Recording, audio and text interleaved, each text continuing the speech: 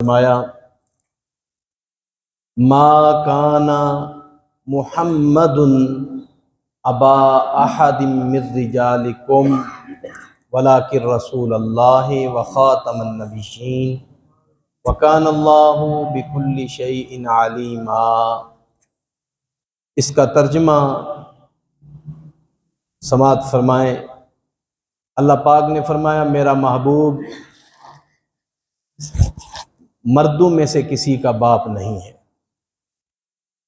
روحانی باپ تو حضور ساری امت کے ہیں۔ مرد اسے کہتے ہیں جو بالغ ہو، کیونکہ حضور علیہ الصلوۃ والسلام کی جو اولاد ہے بیٹوں کی شکل میں، وہ حالت نابالغی کے اندر ہی دنیا سے تشریف لے گئی، بالغ نہیں ہوئے، چھوٹی عمر میں دنیا سے تشریف لے گئے۔ اس لیے اللہ پاک نے فرمایا محبوب میرا مردوں میں سے کسی کا باپ نہیں ہے، ولیکن رسول اللہ، لیکن وہ عظیم الشان رسول ہیں، وخاتم النبیین، اور وہ آخری نبی ہیں۔ ہمارے نبی کون ہیں جی؟ اونچا بولے کون ہے؟ آخری نبی ہے۔ یہ اللہ پاک پوری امت مسلمہ کو یہ پیغام دے رہا ہے۔ وَكَانَ اللَّهُ بِكُلِّ شَيْءٍ عَلِيمًا، اور اللہ تعالی ہر چیز کو خوب اچھی طرح جاننے والا ہے۔ یہ تو اس کا مختصر ترجمہ تھا۔ اب اس آیت پاک کا شان نزول کیا ہے؟ شان نزول یہ ہے کہ حضور علیہ الصلوۃ والسلام کی بارگاہ میں ام المومنین حضرت خدیجہ الکبریٰ رضی اللہ تعالی عنہا نے ایک غلام دیا۔ اس غلام کا نام تھا جناب زید۔ یہ کتنے خوش نصیب غلام صحابی ہیں کہ جن کا ذکر لفظ زید قرآن میں آیا ہے۔ زید منہا، یہ 22واں پارہ ہے۔ یہ حضرت زید اپنی ماں کے ساتھ، ان کی والدہ میکے جا رہی تھی، یہ ابھی چھوٹے سے تھے، اپنی امی جی کے ساتھ جا رہے تھے۔ راستے میں ڈاکوؤں نے ان کو اٹھا لیا اور مکہ کی منڈی میں لا کے بیچ دیا۔ ام المومنین حضرت خدیجہ نے اپنے ایک آدمی کو بھیجا، غلام کو بھیجا کہ مجھے کوئی غلام چاہیے، کوئی بچے کی صورت میں ہو، گھریلو کام کرنے کے لیے۔ تو جب مکے کی منڈی میں پہنچے تو یہ بھی چھوٹے تھے، بچے تھے، ان کے نصیب بڑے اونچے تھے، انہوں نے حضور کی بارگاہ میں آنا تھا۔ تو یہ خریدے گئے۔ انہوں نے خریدا؟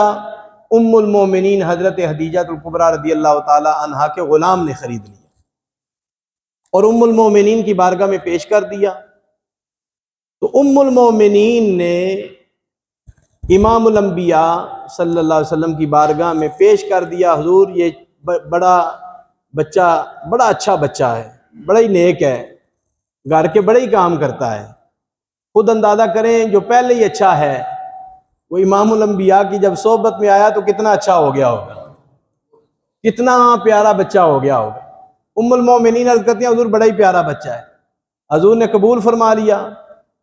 ادھر مائی بابا ان کے پریشان ہیں کہ بچہ ہمارا پتہ نہیں کدھر گیا ہے۔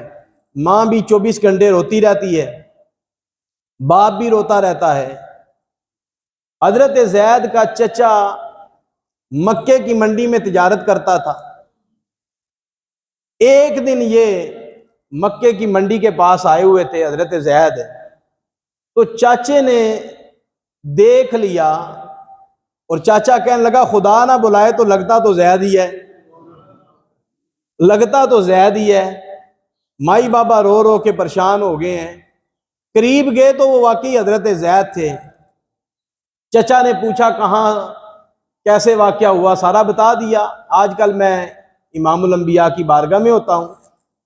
چچا نے حضرت زید کے ماں باپ کو جا کے بتا دیا۔ اب باپ نے کیا کیا، باپ نے ساری جو جائیداد تھی اس کا کچھ حصہ بیچ دیا، بہت زیادہ رقم حاصل کی۔ غلامی سے آزاد کرانا اتنا آسان کام نہیں تھا، منہ مانگے لوگ پیسے مانگ لیتے تھے۔ ان کے والد گرامی نے اپنی جائیداد بیچی، بہت زیادہ پیسے اکٹھے کر کے نا چلتے چلتے، ماں بھی تھی، باپ بھی تھا، چچا بھی تھا، ماموں بھی تھا، سارے آ گئے کہاں؟ امام الانبیاء کی بارگاہ، حضور کی بارگاہ میں آئے تو آ کے عرض کرتے ہیں یا رسول اللہ صلی اللہ علیہ وسلم، اے محمد عربی صلی اللہ علیہ وسلم، ہمارا بچہ سنا ہے آپ کے پاس ہے، جتنے پیسے آپ لینا چاہتے ہیں آپ لے لیں، بچہ ہمارے حوالے کر دیں۔ حضور نے فرمایا پیسوں کو چھوڑو، میں پیسوں کے بغیر ہی کام کر دیتا ہوں۔ وہ کہنے لگے حضور پیسوں کے بغیر تو آج تک نہیں ہوا۔ فرمایا جو پیسوں کے بغیر نہیں ہوتا وہ ہم کر دیتے ہیں۔ وہ بڑے حیران ہوئے۔ حضور نے فرمایا پیسے چھوڑو، پہلے میری بات سنو، میں زید کو بلا لیتا ہوں اور زید سے پوچھ لیتا ہوں، اگر وہ تمہارے ساتھ جانا پسند کرے تو میری طرف سے اجازت ہوگی، تو پیسے میں نے کوئی نہیں لینے، پیسے میں نے۔ وہ بھی حیران ہو گئے، یہ پہلا واقعہ ہے، غلامی سے آزاد کرانا تو بڑی رقم دی جاتی ہے، تو حضور فرماتے ہیں پیسے کوئی نہیں لینے، زید سے پوچھنا ہے، اگر وہ خوشی بخوشی تمہارے ساتھ جانا چاہے تو بھیج دوں گا، اگر زید خوشی کے ساتھ جانا نہ چاہے تو میں نے کوئی نہیں بھیجنا، میں نے کوئی نہیں بھیجنا۔ ماں باپ دل ہی دل میں کہہ رہے تھے یہ کیسے ہو سکتا ہے، زید غلامی میں ہے اور جب آزاد ہوگا ہمیں دیکھے گا، تو کس طرح یہ ہو سکتا ہے کہ یہ کہے میں نے یہاں ہی رہنا ہے۔ لیکن والدین کو یہ خبر نہیں تھی کہ لاکھوں آزادیاں اس غلامی پہ قربان ہیں، اور ماں باپ سمجھ رہے تھے ہم بڑی محبت دیں گے، بڑی محبت دیں گے زید کو، لیکن جو محبت حضور نے دی ہے ایسی محبت کہیں سے مل سکتی ہے؟ اللہ اکبر۔ زید آ گئے، حضور نے بلایا، زید نے ماں کو دیکھا، زید نے باپ کو دیکھا، چچا کو دیکھا، ماموں کو دیکھا، باپ کو دیکھا، بچھڑے ہوئے کافی عرصہ گزر چکا تھا، باپ بیٹا ملے، سکسیاں بن گئی، روتے رہے۔ جب مل کے بیٹھ گئے نا، امام الانبیاء نے فرمایا اے زید تیرے والدین تجھے لینے آئے ہیں، جانا ہے؟ زید چپ، بولتے ہی کوئی نہیں۔ حضور نے دوبارہ پوچھا زید جانا ہے؟ تمہارے ماں باپ لینے کے لیے آئے ہیں؟ زید پھر چپ۔ میرے کریم آقا علیہ السلام نے جب تیسری بار پوچھا نا، زید تمہارے ماں باپ لینے کے لیے آئے ہیں، ان کے ساتھ جانا پسند کرتے ہو یا رہنا پسند کرتے ہو؟ زید کی آنکھوں میں آنسو بہنے لگے، زید کی آنکھوں میں آنسو بہنے لگے۔ بقول اعلیٰ حضرت زید یوں کہنے لگے تیرے ٹکڑوں پہ پلے غیر کی ٹھوکر پہ نہ ڈال، جھڑکیاں کھائیں کہاں چھوڑ کے صدقہ تیرا۔ اے اللہ کے محبوب میں نے کوئی نہیں جانا، میں نے، ان کے دل میں خیال تھا ہم زید کو لے جائیں گے، مہینوں بھر خدمت کریں گے، چارپائی پہ بٹھائیں گے، محبتیں کریں گے، زید کو اعلیٰ کھانا کھلائیں گے، لیکن ماں کی محبت اور ہے، باپ کی محبت اور ہے، اور نبی کی محبت سب سے ہی اور ہے۔ امام الانبیاء نے ایسی محبت دی کہ زید اپنی ماں باپ کی محبت بھول گئے۔ اللہ اکبر۔ جب زید کی محبت کو حضور نے دیکھا نا، تو حضور حرم کعبہ میں لے گئے، لوگ طواف کر رہے تھے، تو حضور نے فرمایا اے لوگو یہ زید جو ہے نا یہ میرا بیٹا ہے، اسے عربی میں کہتے ہیں متبنہ، لے پالک بیٹا، لے پالک بیٹا، حضور نے اپنا بیٹا بنا لیا تو لوگوں نے کہنا شروع کر دیا زید بن محمد، یہ محمد کا بیٹا ہے۔ اللہ اکبر۔ پھر کیا ہوا؟ حضور علیہ الصلوۃ والسلام نے فرمایا زید چلو تم گھر میں چلے جایا کرو، کبھی کبھی ماں باپ آ کے مل جایا کریں، کبھی کبھی تم جا کے ملایا کرو۔ اس طرح معاملہ چلتا رہا۔ زید جوان ہو گئے، جوان ہوئے نا، ایک صحابیہ تھی حضور کی، ایک حضور کی بیٹی بھی ہے زینب، ایک صحابیہ زینب ہے۔ حضور نے زینب کے ساتھ ان کا نکاح فرمایا، جو صحابیہ تھی ان کے ساتھ نکاح فرمایا۔ یہ نکاح نہیں بنا سکا، حضرت زید نے طلاق دے دی۔ عدت گزرنے کے بعد امام الانبیاء نے اسی زینب سے نکاح فرمایا۔ یہودیوں نے شور بپا کر دیا، دیکھو محمد عربی نے اپنی بہو سے نکاح کر لیا ہے، اپنے بیٹے کی بیوی سے نکاح کر لیا ہے۔ تو یہ شور بپا ہوا۔ اللہ رب العزت نے فرمایا محبوب جواب تم نے نہیں دینا، جواب خدا دے گا۔ حضور کی عزت پر جب بھی حملہ ہوا ہے تو سب سے پہلے پیرا دار خدا ہے، اللہ نے خود پیرا دیا ہے۔ اللہ رب العزت نے فرمایا ما کان محمد ابا احد من رجالکم، میرا محبوب مردوں میں سے کسی کا باپ نہیں۔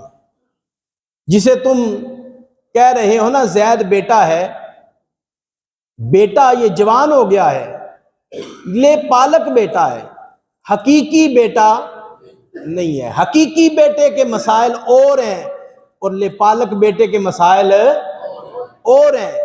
لے پالک بیٹا وہ اپنی بیوی کو طلاق دے دے تو عدت گزارنے کے بعد جو حضور نے نکاح فرمایا ہے، اللہ پاک فرماتا ہے چونکہ لے پالک بیٹے کی بیوی تھی نکاح درست ہے۔ اللہ اکبر۔ حضور علیہ الصلوۃ والسلام کے اپنے بیٹے 3 تھے، مدارج النبوت میں 2 کا ذکر بھی ہے، 4 کا ذکر بھی ہے با اختلاف روایات کے۔ حضرت قاسم ابن محمد، جناب طاہر طیب، بعد نے لکھا ہے یہ 2 بیٹے ہیں اور بعد نے کہا ہے 1 کا نام ہے، اور پھر حضرت ابراہیم بن محمد۔ زیادہ صحیح قول یہ ہے کہ حضور کے 3 بیٹے ہیں اور 4 بیٹیاں ہیں۔ بیٹیاں کتنی ہیں؟ بیٹے کتنے ہیں؟ 3۔ 4 بیٹیاں ہیں۔ سب سے بڑی بیٹی ہے حضرت زینب رضی اللہ تعالیٰ عنہ، پھر حضرت رقیہ رضی اللہ تعالیٰ عنہ، پھر حضرت ام کلثوم رضی اللہ تعالیٰ عنہ، پھر حضرت سیدہ فاطمہ الزہرا رضی اللہ تعالیٰ عنہ۔ بعض لوگ کہتے ہیں ہم 3 کو نہیں مانتے، کتنے نادان ہیں، 3 بیٹیوں کا انکار کرتے ہیں۔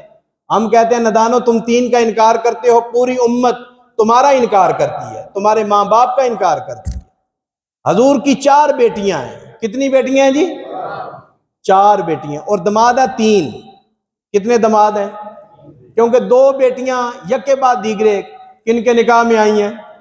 ماشاءاللہ مسلمانوں کو تو یاد ہے نا، جو مسلمان ہیں وہ جانتے ہیں۔ حضرت عثمان غنی رضی اللہ تعالی عنہ کے نکاح میں 2 صاحبزادیاں یک کے بعد دیگرے آئی ہیں۔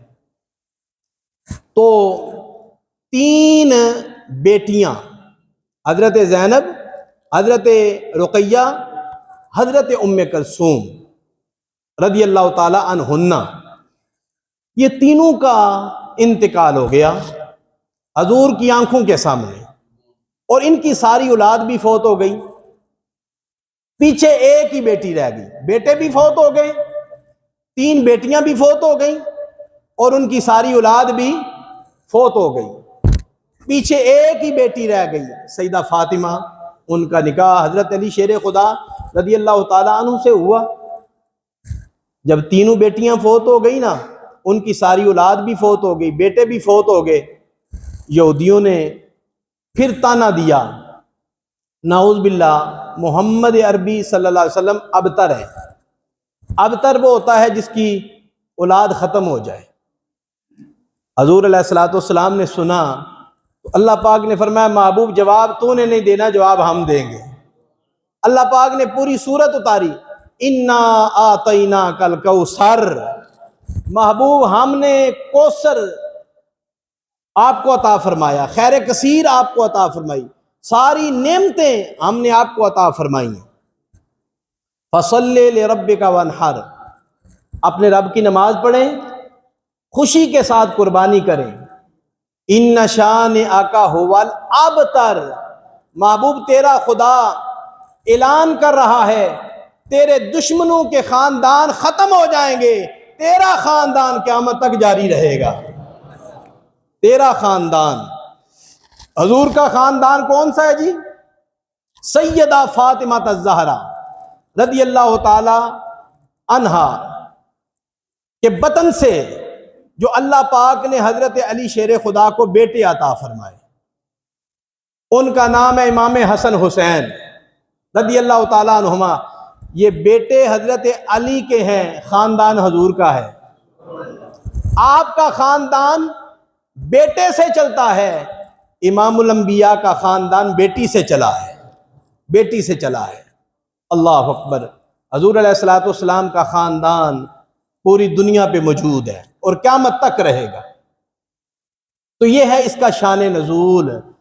اللہ پاک نے فرمایا محبوب میرا مردوں میں سے کسی کا باپ نہیں ہے، یہ جو زید ہیں یہ حقیقی بیٹے نہیں ہیں، ان کی بیوی سے جو نکاح حضور نے کیا ہے یہ لپالک بیٹے ہیں، اس لیے یہ نکاح درست ہے۔ میرا محبوب تو اللہ کا عظیم الشان رسول ہے اور آخری نبی بن کے آیا ہے، آخری نبی، حضور آخری نبی۔ اور اس میں لفظ محمد آیا، لفظ محمد قرآن میں 4 بار آیا ہے۔ کتنی بار؟ بولیے کتنی بار؟ یہ قرآن پڑھنے والے جانتے ہیں 4 بار آیا ہے۔ ایک دفعہ 4تھے پارے میں آیا ہے وما محمد الا رسول، اسی طرح جی۔ پھر آیا ہے 22ویں پارے میں ما کان محمد ابا احد من رجالکم ولکن رسول اللہ وخاتم النبیین۔ کتنی بار ہو گیا؟ اور تیسری بار سورت محمد میں آیا ہے نزل علی محمد، 3 بار ہو گیا۔ اور 4تھی بار آیا ہے سورت فتح کے آخری رکوع میں محمد الرسول اللہ، محمد رسول اللہ، محمد الرسول۔ قرآن پاک میں لفظ محمد 4 بار آئے، یہ حضور کا ذاتی نام ہے۔ اور احمد 1 بار آیا ہے، وہ 28ویں پارے میں سورت صف کے اندر آیا ہے، آدھے پارے سے یہ سورت شروع ہو رہی ہے، سورت صف، اس کے اندر 1 بار احمد آئے، اسمہ احمد۔ صفاتی نام حضور کے بہت زیادہ ہیں، کتابوں کے اندر موجود ہیں۔ تو میں اپنے موضوع کا ذکر کرنا چاہتا ہوں، حضور آخری نبی ہیں، حضور آخری نبی ہیں۔ اللہ اکبر۔ اس پر ذرا حضور علیہ الصلوۃ والسلام کی اپنی زبان مبارک سے جو کلمات نکلے ان پر ہم غور و فکر کرتے ہیں، وہی سبق دہراتے ہیں۔ حضور علیہ الصلوۃ والسلام نے فرمایا قصر نبوت، ایک عمارت کی مثال دی، ایک خوبصورت محل ہے، وہ انبیاء کے ساتھ حضور نے مثال دے کے فرمایا نبوت کا ایک خوبصورت محل ہے، اس محل کے اندر نبوت کی عمارت بنائی گئی، اس کے اندر آدم علیہ السلام بھی تشریف لائے، نوح علیہ السلام بھی تشریف لائے، شیس علیہ السلام بھی تشریف لائے، سارے نبی تشریف لائے۔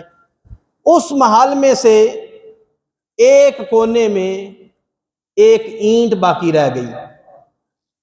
جو محل کو دیکھتا ہے کہتا ہے محل تو بڑا ہی خوبصورت ہے، بڑا ہی پیارا ہے، کاش اس کونے میں یہ جو اینٹ باقی ہے نا یہ لگ جائے نا تو نور علی نور ہے، حسن ہی حسن ہے، جمال ہی جمال ہے۔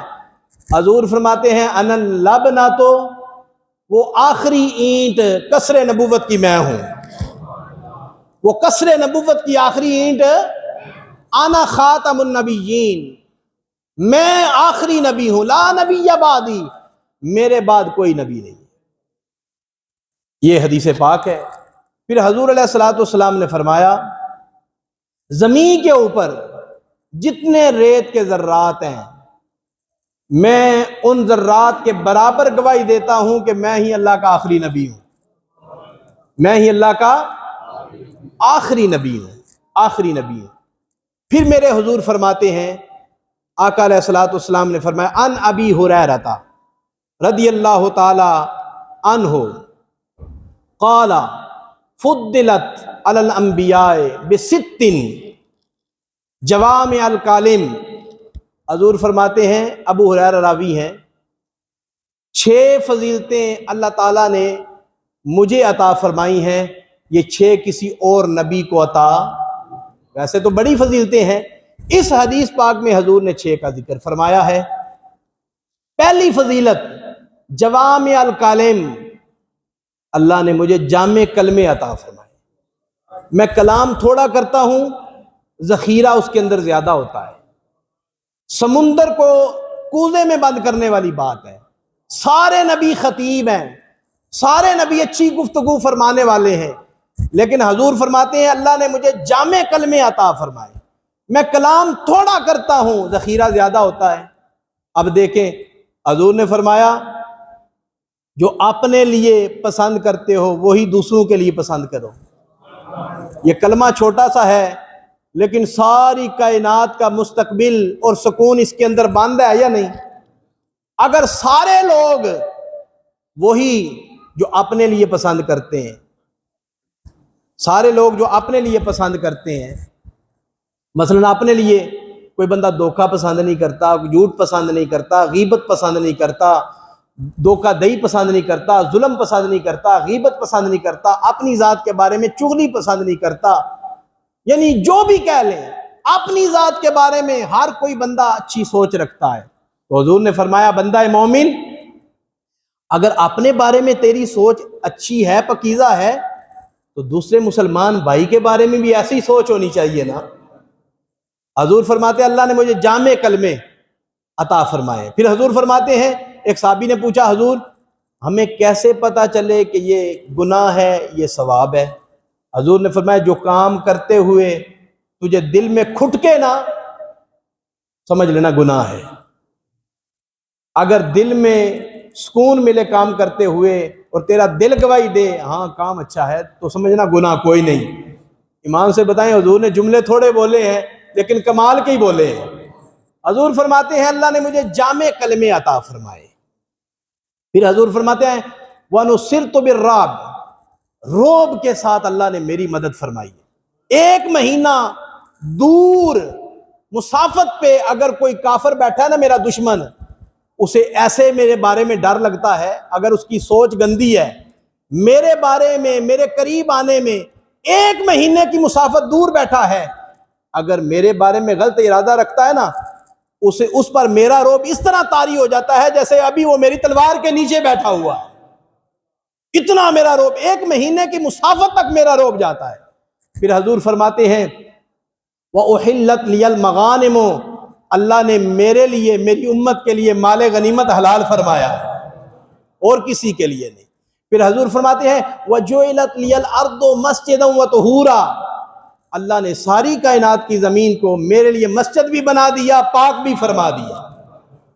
جہاں سے کوئی مٹی لے کے تیمم کرنا چاہے تو کر سکتا ہے، جہاں نماز پڑھنا چاہے تو پڑھ سکتا ہے، چاہے بازار میں پڑھے، چاہے گھر میں پڑھے، چاہے کسی جگہ پہ پڑھے، چاہے میدان میں پڑھے، چاہے جنگل میں پڑھے، نماز ہو جائے گی۔ ہاں مسجد میں آ کے پڑھے تو ثواب زیادہ ہے، امام صاحب کے پیچھے آ کے پڑھے تو 27 درجے اور بڑھ جائے گا، لیکن یہ نہیں کوئی کہہ سکتا کہ نماز نہیں ہوئی۔ حضور کے صدقے کل کائنات کی زمین پاک ہو گئی ہے۔ پھر حضور فرماتے ہیں ارسلت الی الخلق کافہ، اللہ نے مجھے ساری کائنات کا نبی بنا کے بھیجا۔ قل یا ایھا الناس انی رسول اللہ الیکم جمیعا، محبوب آپ اعلان فرمائیں کہ میں ساری کائنات کی طرف نبی بنا کے بھیجا گیا ہوں۔ پہلے جتنے بھی نبی آئے، کوئی محلے کے لیے آیا، کوئی صوبے کے لیے آیا، کوئی قصبے کے لیے آیا، کوئی کسی قوم کے لیے آیا، لیکن ایک آمنہ کا لال ہی آیا ہے جو سارے جہان کے لیے آیا، سارے جہان کے لیے۔ ہوا کی مچھلی کا بھی میرا نبی ہے، ہوا کے یعنی پانی کی مچھلی کا بھی میرا نبی ہے، ہوا کے جگنوں کا، وہ میرا نبی ہے، مشرق والوں کا میرا نبی ہے، مغرب والوں کا میرا نبی ہے، شمال والوں کا میرا نبی ہے، جنوب والوں کا میرا نبی ہے، فرش والوں کا میرا نبی ہے، عرش والوں کا میرا نبی ہے۔ حضور فرماتے ہیں جہاں تک خدا کی خدائی ہے وہاں تک میری شہنشاہی ہے۔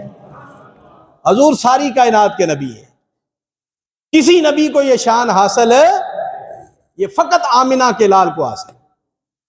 پھر حضور فرماتے ہیں وَخُوتِمَ بِيَ النَّبِيُّونَ، ختم نبوت کا تاج اللہ نے میرے سر پہ رکھا ہے۔ پیار سے کہیں سبحان۔ ختم نبوت، یہ جملے یہاں بیٹھ کے سننے آسان ہے، کرنے بھی آسان ہے۔ 1857 کے اندر 10,000 مسلمانوں نے یہ جملے بلند کرنے کی خاطر جانیں قربان کی ہیں۔ 10,000 مسلمانوں نے جانیں قربان کی ہیں۔ اس کے اندر بڑی قربانیاں ہیں، یہ جملے چھوٹے نہ سمجھیں، اس کے پیچھے بڑی شہادتیں ہیں۔ حضور علیہ الصلوۃ والسلام نے بڑی جنگیں لڑی ہیں نا جی، 27 جنگیں لڑی ہیں، 212 صحابہ شہید ہوئے ہیں۔ 212 صحابہ یا تھوڑے زیادہ ہوں گے مختلف روایات کے حوالے سے، لیکن جو ختم نبوت کے حوالے سے جنگ یمامہ لڑی گئی ہے نا جی، کئی ہفتے یہ جنگ جاری رہی۔ پتہ کتنے صحابہ شہید ہوئے ہیں؟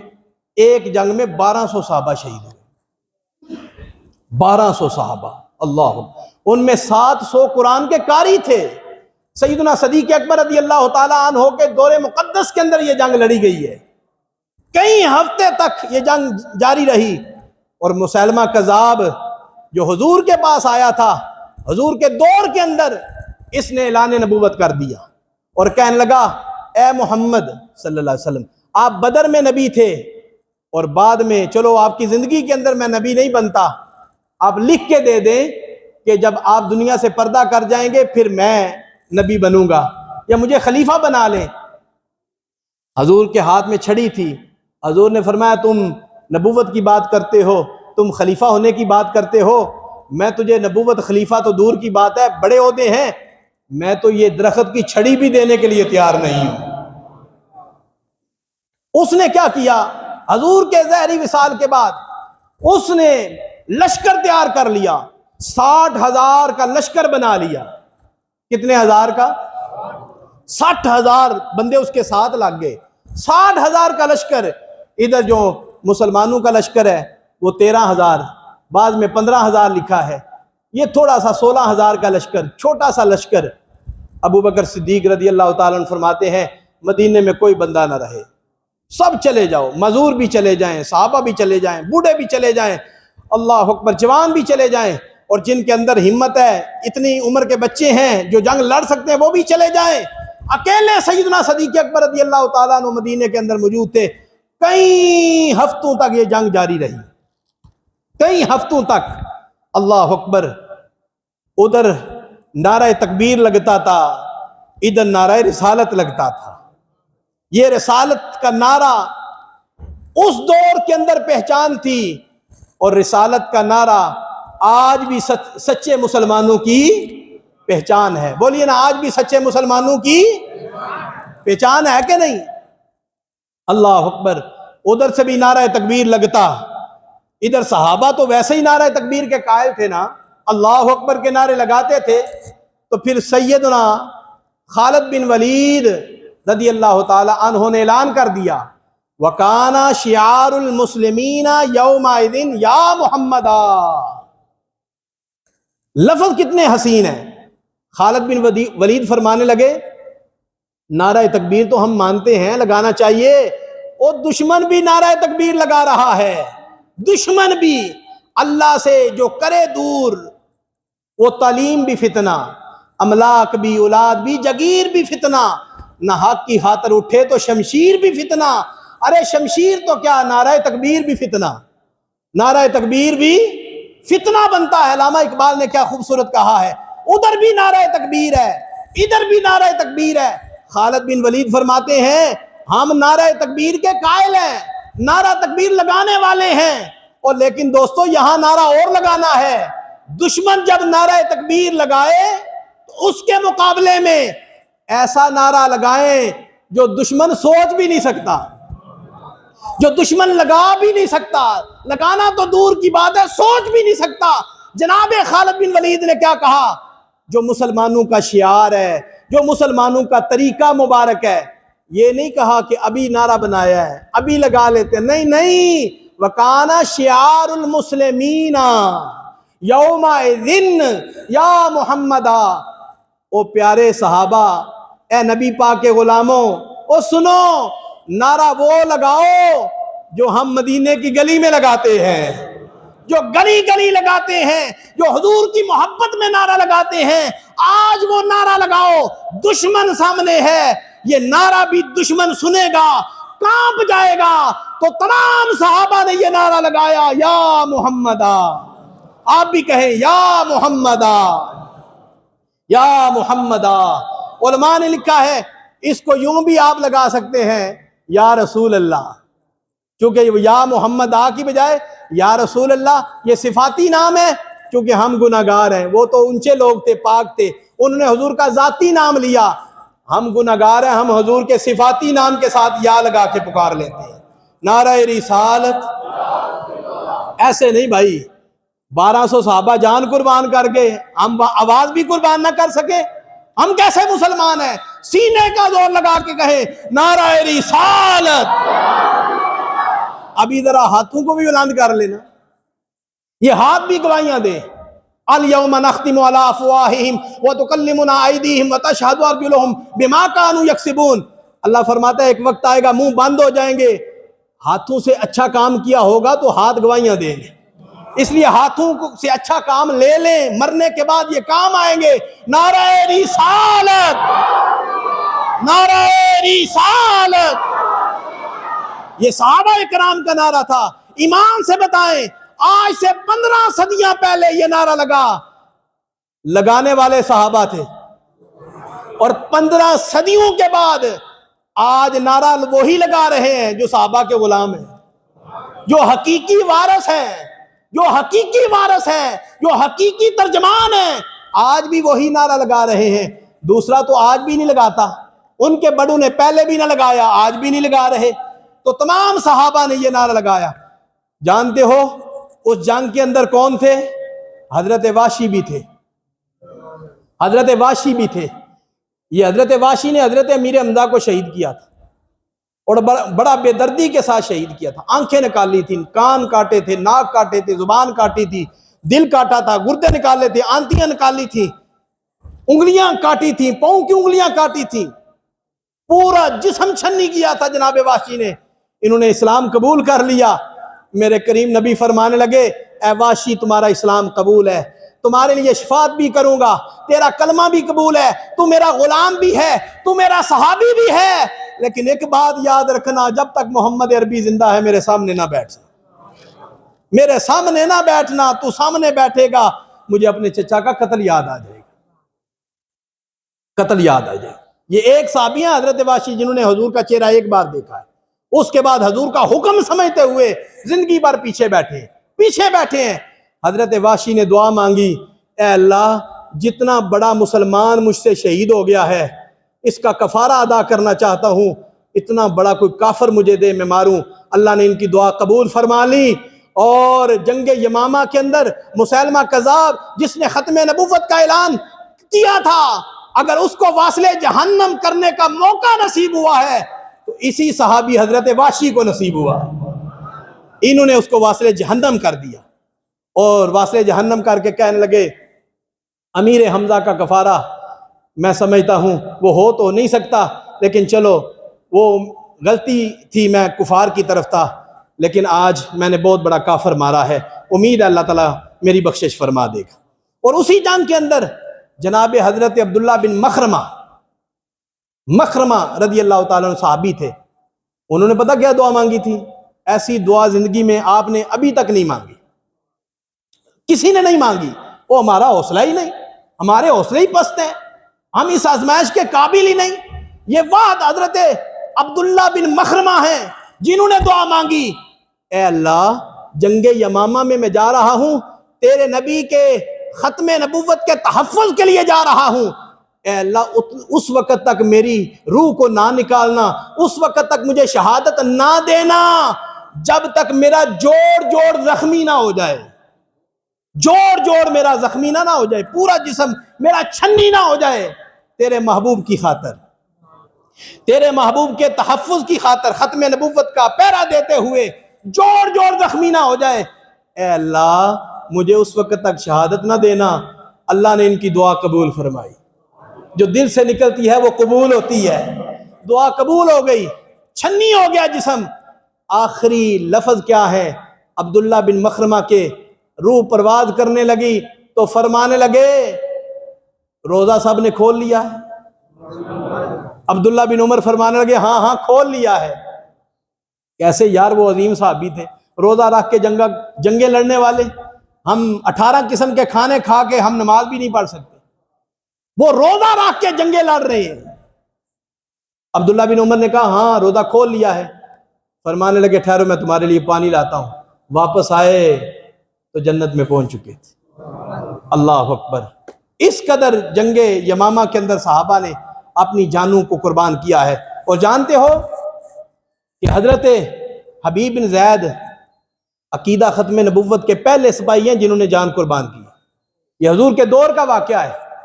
حضرت حبیب بن زید، سارے نام لیں، حضرت حبیب بن زید، یہ ختم نبوت کے پہلے سپاہی ہیں جنہوں نے اپنی جان قربان کی ہے۔ حضور کے دور کے اندر ان کو پکڑا گیا، مسلمہ کے سامنے لایا گیا۔ مسلمہ نے کہا اے حبیب کیا تو گواہی دیتا ہے کہ محمد اللہ کے رسول ہیں؟ آپ نے فرمایا ہاں میں گواہی دیتا ہوں محمد اللہ کے رسول ہیں۔ اس نے کہا کیا تو گواہی دیتا ہے کہ مسلمہ اللہ کا رسول ہے؟ تو آگے سے آپ نے پتہ کیا کہا؟ میں نے سنا ہی کوئی نہیں، میں نے سنا ہی کوئی نہیں۔ وہ کہنے لگا عجیب بات ہے، اپنے نبی کی بات آئے تو فوراً جواب دیا ہے ہاں محمد اللہ کے رسول ہیں، جب میری بات آئی ہے تو کہتا ہے میں نے سنا ہی کوئی نہیں۔ اللہ اکبر۔ اس ظالم نے پتہ کیا کیا؟ یہ بہت بڑی قربانی، حضرت حبیب بن زید کا دایاں ہاتھ کاٹ دیا، دایاں ہاتھ۔ پھر اس نے پوچھا کیا تو گواہی دیتا ہے کہ محمد اللہ کے رسول ہے؟ آپ نے فرمایا ہاں گواہی دیتا ہوں۔ یار ادھر تو نام لینا حضور کا آسان ہے نا، میں بھی لے رہا ہوں، آپ بھی لے رہے ہیں۔ خدا کی قسم ایک ہاتھ اتر جائے اور پتہ ہو کہ حضور کا نام لینے پر دوسرا ہاتھ بھی جائے گا، ادھر نام لیا جائے تو مزہ ہے نا۔ گلہ نال تے ہر کوئی لائی پھرتا، لا کے توڑ نہ باونیاں اوکھیاں جے یار دے نام دا ملے تانا چولی پا لئیے تھلے سٹیے نا، جے یار دے نام دی ملے سولی چوٹا لے لئیے پیشاں ہٹیے نا۔ یہ وہ عظیم لوگ تھے جنہوں نے حقیقتاً سب کچھ کر کے دکھایا ہے۔ دوسرا ہاتھ بھی کٹ گیا، حضور کی گواہی دے دی۔ اس نے کہا گواہی دیتے ہو کہ میں مسلمہ اللہ کا رسول؟ فرمایا نہیں دیتا۔ اس نے دایاں پاؤں بھی کاٹ دیا، پھر بایاں پاؤں بھی کاٹ دیا۔ پھر آپ کے جسم سے کھال اتاری گئی، زندہ جسم سے کھال اتاری گئی۔ آج لوگ باہر جانے کے لیے، یورپ جانے کے لیے، انگلینڈ جانے کے لیے اپنے آپ کو مرضی لکھ دیتے۔ پوچھا جائے کیوں؟ تھوڑی دیر کے لیے لکھا ہے، کوئی بات نہیں، بعد میں پھر ہم صحیح ہو جائیں گے۔ ارے نادانو، عقیدہ ختم نبوت سمجھو۔ تم دنیا کی دولت کے لیے مسلمانی سے انکار کرتے ہو، اور سن لو یہودی رہے تو اسے کچھ نہ کہو، عیسائی رہے تو کچھ نہ کہو، کافر رہے اسے مارنا جرم ہے، لیکن جو مسلمان ہو کے مرضیت اختیار کر جے وہ مرتد ہوتا ہے، وہ واجب القتل ہوتا ہے، وہ واجب القتل ہوتا ہے۔ یہ گکھڑ کے اندر اسی طرح چند سال پہلے ایک بندے نے لکھ دیا میں مرزئی ہوں، تھا مسلمان، باہر جانے کے لیے ملک الموت نے آ کے ڈیرا لگا لیا، دیر نہ لگی، لکھ کے اپنے ہاتھوں سے دیا تھا، خیال تھا باہر جا کے ٹھیک ہو جاؤں گا، کہوں گا میں نے تو نوکری کے لیے کیا ہے، کوئی بات نہیں۔ اسی وقت ملک الموت آیا اور روح پرواز کر کے لے گیا۔ لوگوں نے جنازہ پڑھ کے قبرستان مسلمانوں کے دفن کیا، مسلمانوں نے اس کی لاش کو اٹھا کے باہر پھینک دی۔ عقیدہ ختم نبوت کو سمجھو، نوکری کے لیے کبھی سوچنا بھی نہیں کہ ہم نے عقیدہ ختم نبوت میں حملہ کرنا ہے۔ اس عقیدے کے پیچھے صحابہ کی بڑی عظیم قربانیاں ہیں، بڑی عظیم قربانیاں ہیں، ایک لمبی داستان ہے۔ اس عقیدے کے پیچھے سیدنا صدیق اکبر رضی اللہ تعالیٰ عنہ کے دور سے لے کر آپ عقیدہ ختم نبوت، تحفظ ختم نبوت کے پہرے دار ہیں۔ ابو بکر صدیق پہرے دار ہے، عمر فاروق پہرے دار ہے، عثمان غنی پہرے دار ہے، مولا علی شیر خدا پہرے دار ہے، امام حسن پہرے دار ہے، امام حسین پہرے دار ہے، امام اعظم ابو حنیفہ پہرے دار ہے، امام شافعی پہرے دار ہے، امام احمد بن حنبل پہرے دار ہے، امام مالک پہرے دار ہے، داتا علی حجویری پہرے دار ہے، حضرت سخی سلطان بہو پہرے دار ہے، خواجہ قمر الدین سیالوی پہرے دار ہیں، پھر چلتے چلتے اعلیٰ حضرت فاضل بریلی پہرے دار ہے، اور پھر اس صدی کے اندر امیر المجاہدین بابا خادم رضوی پہرے دار ہیں۔ پہرے دار ہیں یا نہیں؟ یہ سارے ختم نبوت کے پہرے دار ہیں، جنہوں نے ختم نبوت کی خاطر ساری قربانیاں دی۔ تو اس لیے محترم حاضرین، کبھی سوچنا بھی نہیں عقیدہ ختم نبوت کو پیچھے کر کے کوئی بندہ نوکری کے لیے باہر جائے۔ تو یہ اس دور کے جو کذاب تھے ان کا ذکر تو میں نے کیا، اور اس دور کے اندر ایک اور بھی تھا، اسود غسنی، یہ بھی یمن کا رہنے والا ہے، اس نے بھی ختم نبوت کا اعلان کیا۔ زبیب بن کلیب رضی اللہ تعالیٰ عنہ ایک صحابی ہیں، ان کو کہنے لگا میری نبوت کا اقرار کرو۔ زبیب بن کلیب نے انکار کیا، اس ظالم نے ان کو اٹھا کے آگ میں پھینکا۔ یہ حضور کے دور کا واقعہ ہے۔ امام الانبیاء تک اطلاع آئی، اطلاع کیسی خوبصورت ملی کہ اسود یمن کا رہنے والا ہے، اس نے حضور کے صحابی کو، زبیب بن کلیب کو آگ میں ڈالا ہے، آگ ساری ٹھنڈی ہو گئی ہے، آگ ساری ٹھنڈی ہو گئی ہے۔ فاروق اعظم عرض کرتے ہیں یا رسول اللہ صلی اللہ علیہ وسلم، الحمدللہ آپ کی امت کے اندر بھی ابراہیم جیسے شیر موجود ہیں کہ ابراہیم خلیل اللہ پر آگ ٹھنڈی ہوئی تھی نا، آپ کی امت کے اندر بھی ایسے شیر موجود ہیں۔ عقیدہ درست ہونا چاہیے۔ تو پھر اس 1901 کے اندر ایک بدبخت ہے، میں تو اس کا نام نہیں لینا چاہتا کیونکہ اس کا نام اس نے پیارا نام رکھا ہے، لیکن نام اچھا ہے، کرتوت اس کے بے ایمانوں والے ہیں۔ اتنا ہی کہتا ہوں، قادیان کا رہنے والا تھا، قادیان کا رہنے والا قادیانی تھا۔ اس نے 1901 کے اندر جب اعلان نبوت کیا، اس سے پہلے اس نے کئی طرح کے اعلان کر دیے۔ کبھی کہتا تھا میں محدث ہوں، کبھی کہتا ہے مجدد ہوں، کبھی کہتا ہے میں عیسیٰ ہوں۔ لوگوں نے پوچھا عیسیٰ کیسے ہے؟ کہنے لگا میں عیسیٰ ہوں۔ کہا عیسیٰ تو وہ ہیں جو پیدا نہیں ہوں گے، وہ پیدا ہو چکے ہیں، وہ آسمانوں پہ موجود ہیں۔ امام الانبیاء نے فرمایا وہ دمشق کی جامع مسجد کے مینار سے نیچے آئیں گے۔ جب حضور نے فرمایا تھا اس وقت نہ دمشق کی مسجد تھی، نہ مینار تھا۔ حضرت عثمان غنی رضی اللہ تعالیٰ عنہ کے دور کے اندر دمشق فتح ہوا، اور بنو امیہ حضرت امیر معاویہ رضی اللہ تعالیٰ عنہ کے دور کے اندر وہ مسجد بنی۔ حضور مسجد کے محتاج نہیں ہے، حضور مینار کے بھی محتاج نہیں ہے، اور حضور نے کئی سال پہلے فرمایا عیسیٰ علیہ السلام پیدا نہیں ہوں گے بلکہ ان کا نزول ہوگا، ان کا۔ اور یہ بھی جانتے ہیں عیسیٰ علیہ السلام کی ماں کا نام کیا ہے؟ کیا نام ہے جی؟ حضرت مریم۔ مسلمان کا بچہ جانتا ہے، اور یہ ظالم کہتا ہے میں عیسیٰ ہوں۔ یہ تو کسیٹی کا بیٹا ہے، اس کی ماں کا نام تو کسیٹی تھا، کتابوں میں موجود ہے۔ اور عیسیٰ علیہ السلام کی ماں کا نام کیا ہے؟ مریم۔ اللہ اکبر۔ اور کبھی کبھی اس نے بڑے بکواس کیے، وہ بکواس میں نہیں بیان کرنا چاہتا۔ اس نے اللہ تعالیٰ کی توہین کی، اس نے نبیوں کی توہین کی، اس نے امام الانبیاء کی توہین کی، اس نے صحابہ کی توہین کی، اس نے اہل بیت اطہار کی توہین کی، اس نے ازواج مطہرات کی توہین کی، اس نے پوری امت کو گالیاں دی، اور نزیبہ کلمات بولے۔ میں وہ کلمات نہیں بولنا چاہتا، جو مجھے نہ ماننے وہ ایسا ہے، وہ ایسا ہے۔ تو اس طرح کر کے اور جتنی باتیں کی، اس کی ایک بات بھی سچی ثابت ہے۔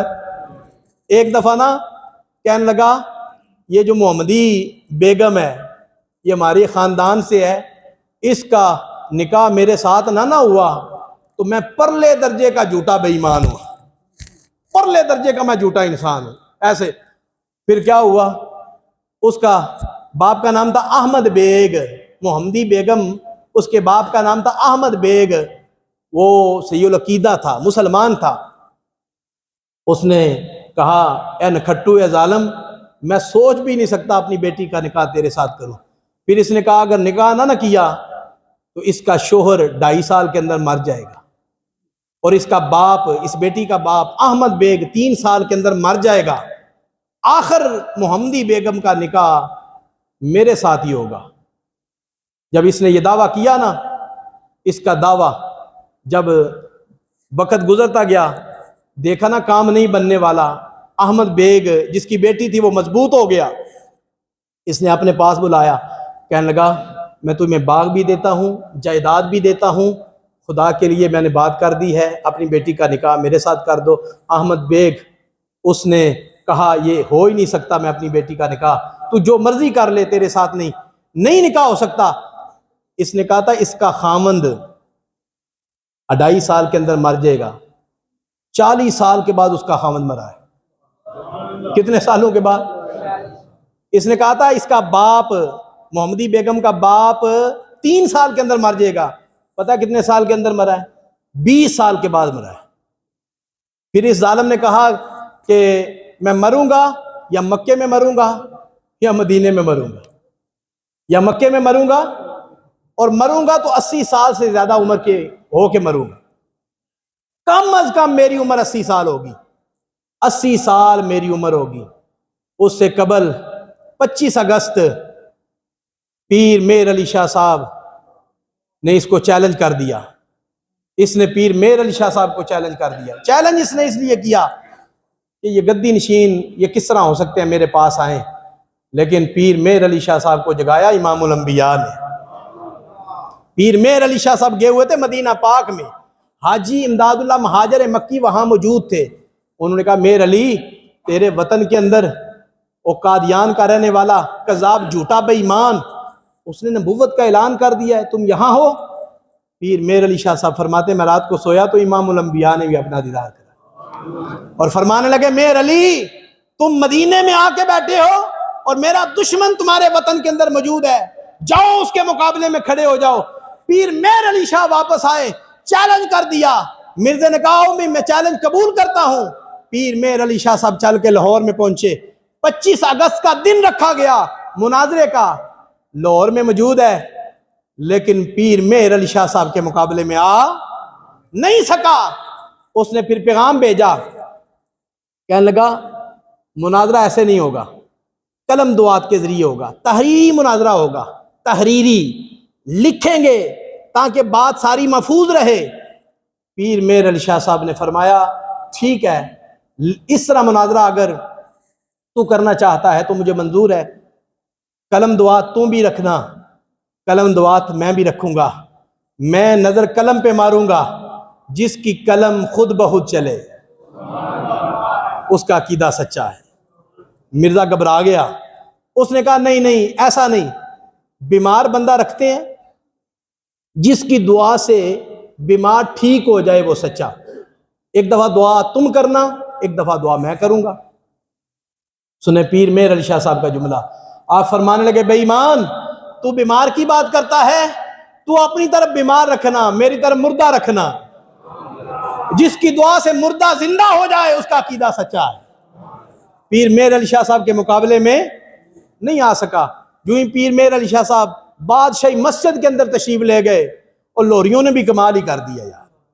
اس دن لوریوں نے کمال، پورے پاکستان سے لوگ لاہور میں آئے، لوریوں نے اتنی سخاوت کی، واقعتاً ہی وہ لوری بن گئے، اتنی سخاوت کی کہ گلی گلی میں دیگیں پک رہی ہیں، گلی گلی میں دیگیں پک رہی ہیں، حضور کے غلام آ رہے ہیں، ان کو کھانا کھلایا جائے گا، پورے لاہور شہر کے اندر دیگیں پک رہی ہیں، پورے پاکستان سے علماء آ رہے ہیں۔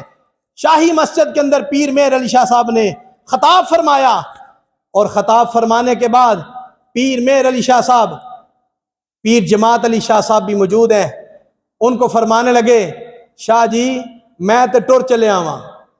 ایک دو دن رہے تو پھر چلے گئے. فرمانے لگے وہ بے ایمان نہیں آئے گا, میں تو جا رہا ہوں, آپ پیچھے پیرا آپ نے دینا ہے.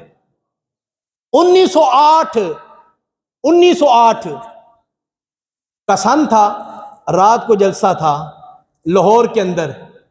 پیر میر علی شاہ صاحب نے جن کی ڈیوٹی لگائی تھی, پیر جماعت علی شاہ صاحب رحمت اللہ تعالی علیہ, انہوں نے رات کو بیان فرمایا. فرمانے لگے مرزا بھی لاہور کے اندر ہے, میں بھی لاہور کے اندر ہوں. 24 گھنٹے کے اندر اندر اگر مرزے کا جنازہ نہ اٹھے تو مجھے سچا نہ کہنا, مجھے سچا. یہ پیر میر علی شاہ صاحب نے جن کی ڈیوٹی لگائی ہے ان کا نام ہے پیر جماعت علی شاہ. میں کبھی کبھی ان باتوں کو پڑھ کے نا جی بڑا ہی دل باغ باغ ہوتا ہے. الحمدللہ صدیوں پہلے جنہوں نے عقیدہ ختم نبوت پہ پہرا دیا وہ بھی ہمارے علماء تھے, اور صدیوں بعد آج بھی جو عقیدہ ختم نبوت پہ پہرے دارے بنے ہوئے ہیں وہ بھی ہمارے ہی علماء ہیں. ہم تو فخر سے سر بلند کر کے جی رہے ہیں, فخر کے ساتھ سر بلند کر کے جی رہے ہیں. اللہ اکبر. تو پھر کیا ہوا, 26 مئی 1908 26 مئی 1908 کے اندر اس نے کہا تھا میں مکے میں مدینے میں 80 سال کی عمر میں مروں گا, اگر نہ مرا تو میں جھوٹا.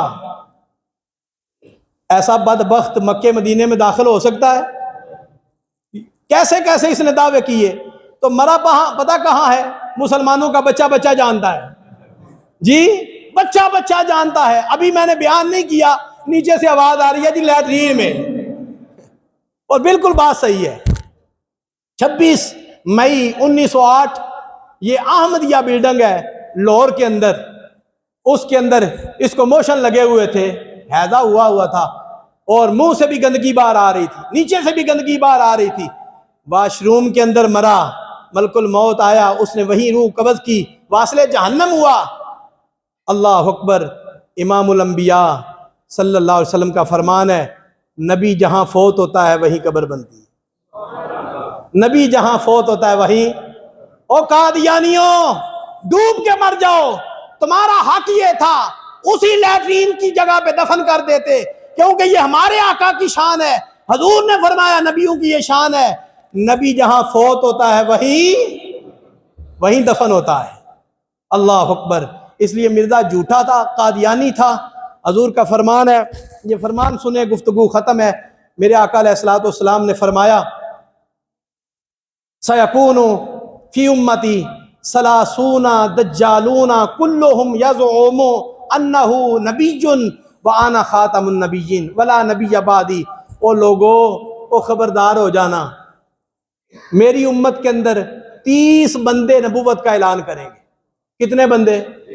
30 بندے نبوت کا اعلان کریں گے.